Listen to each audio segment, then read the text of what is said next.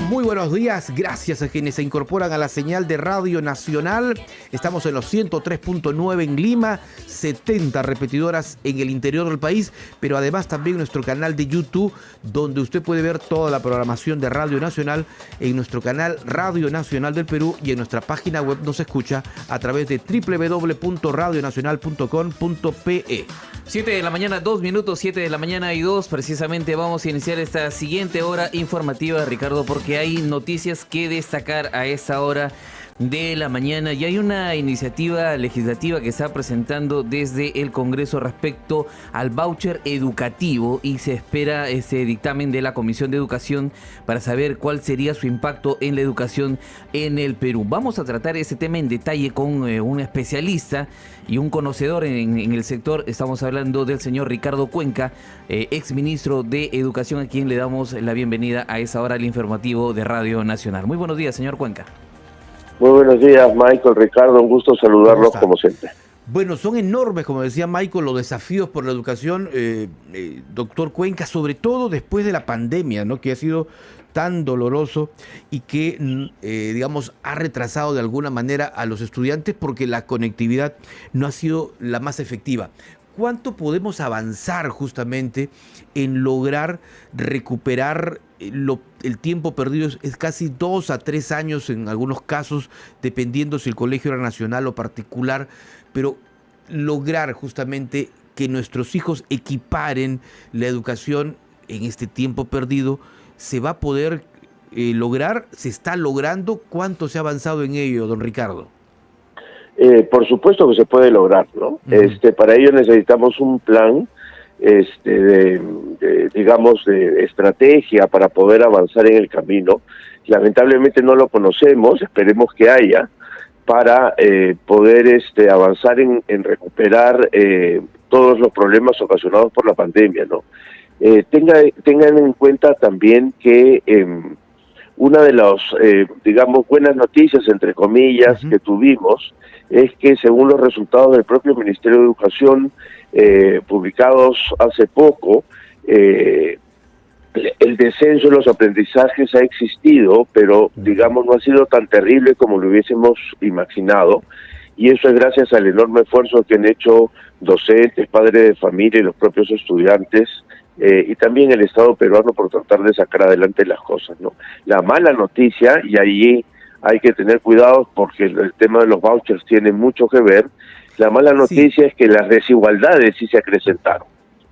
Entonces, en síntesis, necesitamos un plan, una estrategia para ver cómo vamos a hacer la recuperación de aprendizajes, y segundo, otra vez poner en el centro la discusión de cómo atender las desigualdades educativas. Antes de ir al tema de los vouchers, que es el, digamos, motivo principal de nuestra comunicación, yo quería ir a esa brecha que hay del tiempo perdido, pero sobre todo recuperarlo con una ampliación de clases. Por ejemplo, se habló en algún momento de clases sabatinas, se habló de mejorar la red dorsal y a la par con ir con la clase presencial, reforzarla también con la virtual. Y creo que todavía quedan pendientes algunas tablets que formaban parte del lote del gobierno de Vizcarra y que aún están en stock. ¿Cómo, digamos, poder lograr cerrar esa brecha tan desigual entre costa, sierra y selva? A ver, yo creo que hay que hacer varias cosas a la vez porque el problema es grave, ¿no? Claro. Empiezo por lo de los aprendizajes. Lo que han hecho varios países en la región es tomar alternativas distintas. En algunos casos, efectivamente, una ampliación hacia los días sábados o a un doble turno. En otros casos han hecho un tema que se llama moratoria curricular, es concentrarse en aprendizajes básicos, por ejemplo en matemática y en comprensión lectora, y dejar para los segundos semestres o en menor cantidad de horas otros cursos. Otros efectivamente han hecho una combinación de clases presenciales con clases virtuales, por supuesto dotando de condiciones de conectividad que le corresponde en el Perú y en todos los países a los ministerios de comunicaciones, de transportes y comunicaciones, ¿no? Entonces, lo que yo creo es que el problema es tan duro que hay que poder, o necesitamos, hacer varias cosas a la vez, ¿no? Porque el problema es muy complejo. Ahora, tenemos un nuevo factor, permítame agregarle, antes de ir con los vouchers, porque aquí Michael le va a hacer las preguntas sobre los vouchers, el tema del dengue. Ya, ojo, hay una alerta, ya Piura está haciendo clases virtuales porque el dengue se ha expandido. Si lamentablemente, y Dios no lo quiera, hubieran otras regiones como Ica, que está creciendo fuerte el dengue, ¿la red dorsal se ha mejorado en algo para ir por estas clases desde casa? La red dorsal ha quedado paralizada. Ay, caramba. Hay que más bien buscar algunas otras alternativas mientras ese problema mayor se solucione. Ahí un trabajo coordinado con los gobiernos regionales y los gobiernos municipales es posible de sacar adelante. Digamos, la situación del dengue es una situación más bien muy concentrada en zonas urbanas, y por lo tanto, digamos, habría mayor posibilidad de poder tener conectividad. Pero otra vez, el sistema educativo ha aprendido de la pandemia que es posible tratar de montar educaciones virtuales que con la experiencia anterior podrían aún mejorar, y entonces saber que esto siempre es una alternativa, ¿no es cierto? No reemplazará la presencialidad, pero sí la puede complementar de muy buena manera, ¿no? Así es, señor Cuenca, y en este caso vamos a hablar sobre este voucher educativo, que es una propuesta que se viene planteando desde el Congreso. Para ser más específicos, el congresista Alejandro Cabero ha presentado esta iniciativa que trata de un financiamiento en educación que busca de todas maneras ayudar a los padres de familia a elegir el mejor colegio para sus hijos. Y eso, hacer énfasis respecto a lo que se ha mencionado, las desigualdades que existen en el sector. ¿Esto va a ayudar precisamente a cumplir este objetivo o no necesariamente? Porque hay algunos cuestionamientos respecto a su funcionamiento en países como Chile, por ejemplo. Efectivamente, fíjese, en el sistema de voucher, que como muy bien explicado es un sistema de financiamiento, empezó en los años 80 como una especie de laboratorio en Chile, y muy pocos países en la región luego lo implementaron de forma parcial, porque toda la evaluación que se ha hecho sobre el sistema de vouchers, toda la investigación que se ha hecho sobre esto, ofrece lo que ya decimos en la academia una evidencia mixta.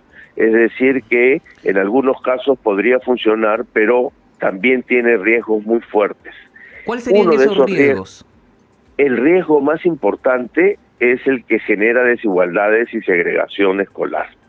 Y entonces no es recomendado para ser utilizado en un país que ya tiene estructuras desiguales muy antiguas que no se han atendido.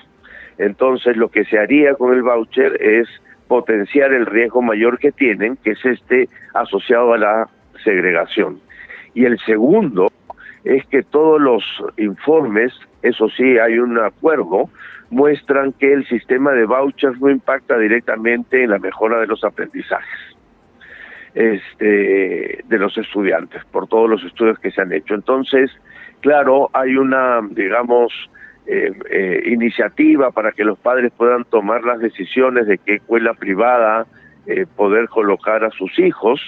Sin embargo, creo que igual el Ministerio de Educación va a seguir teniendo la obligación de fortalecer la escuela pública, con lo cual tampoco sabemos cuánta dinero va a costarle al país, porque es un sistema caro, ¿no? Claro, ¿se podría correr el riesgo de alguna manera afectar con el erario público? Sí, porque, a ver, además de ofrecerle el financiamiento a la demanda, se dice, es decir, decirle a los padres tiene un vale por tanto cantidad de dinero para que estudie, no significa que desaparezca la escuela pública. Y entonces también hay que tener un presupuesto para poder mejorar y atender la escuela pública, que es mayoritaria. El 70% de la matrícula en el Perú es una matrícula privada, pública, ¿no? Claro, ahora, poder saber a quién se le entrega ese tipo de beneficios, ese voucher educativo, también sería un reto para el Ministerio de Educación. Efectivamente, ¿por qué? Porque, ¿qué es lo que pasa? Originalmente el sistema de vouchers lo que hacía era ofrecer esto para que los padres puedan financiar la educación privada. Sin embargo, como aparecían problemas como el que usted acaba de mencionar, que tiene que ver con a quién se le ofrece, se le entrega o no, deja de ser focalizado para ser general y lo que se hace es privatizar la escuela pública, ¿no? Entonces, ¿para qué? Para que todos puedan tener la misma posibilidad de poder recibir un bono. Y entonces eso sería migrar hacia un sistema que es lo que finalmente sucedió en Chile, migrar hacia un sistema, digamos, generalizado de vouchers y no focalizado. Y para que eso suceda, se necesitan un conjunto enorme de cambios que no solo cuestan al Estado un poco más, sino que cambian la manera como funciona el sistema educativo, que para empezar no se puede hacer en el corto plazo, ¿no? Ujú. Claro, además atender o saber que hoy en día el sector educativo tiene grandes demandas, como por ejemplo infraestructura. Vemos hoy en día cómo los colegios, el día de hoy recibíamos el reporte de nuestro corresponsal en la ciudad de Piura, donde los colegios están siendo afectados, por ejemplo, los techos se vienen cayendo y no hay atención precisamente del sector. En todo caso, ¿por qué no orientar esos recursos al reforzamiento de la infraestructura que tenemos hoy en día en un gran déficit de nuestro país? En general es un enorme riesgo apostar por algo que no está probado totalmente que funciona en un contexto como el de peruano, en el que salimos de una pandemia y experimentar con un nuevo sistema no es lo más recomendable.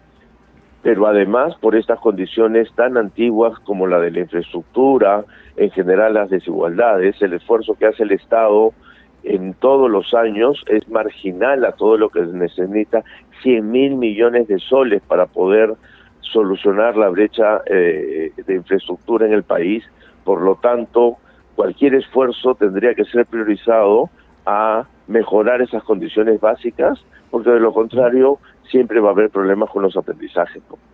Uh-huh. En todo caso, esta propuesta para la creación de vouchers seguramente va a ser discutida ampliamente en el Parlamento, porque si bien existen cuestionamientos, hace poco inclusive veíamos a María Isabel León, vicepresidenta de IPAE, cuestionando a Carla Gamberini, digamos, teniendo muchas observaciones en sus editoriales o en sus columnas en el diario El Comercio. Hay quienes todavía, como el congresista Cabero, defienden esta posibilidad de que, a ver, alumnos o estudiantes que tienen la posibilidad de lograr mejores aprendizajes reciban esta suerte de subsidio por parte del Estado. En la actualidad, esta suerte de subsidio se brinda a través de becas. ¿No podría ir, digamos, en ir de la mano de una suerte de becas como parte de estos vouchers, don Ricardo? Lo que pasa es que la naturaleza es distinta, ¿no es cierto? Las becas efectivamente son subsidio a quienes les va mejor.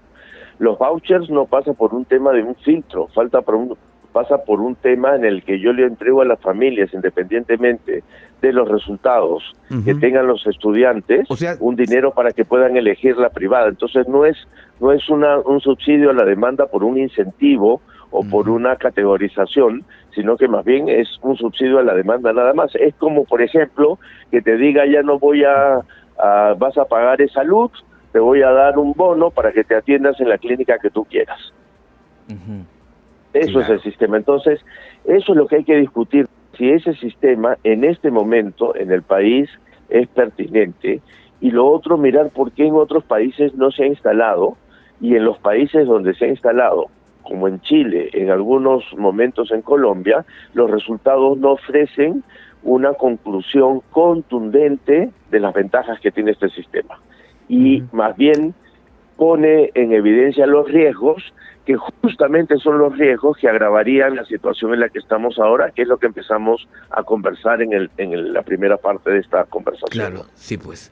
Bueno, muchísimas gracias. Sin duda su aporte ha sido valioso para este debate que va a tener seguramente mucho que escuchar en los próximos días cuando llegue ya a nivel de la comisión y del pleno. Muchísimas gracias, don Ricardo Cuenca, ex ministro de Educación. Muy amable por estar esta mañana en Radio Nacional.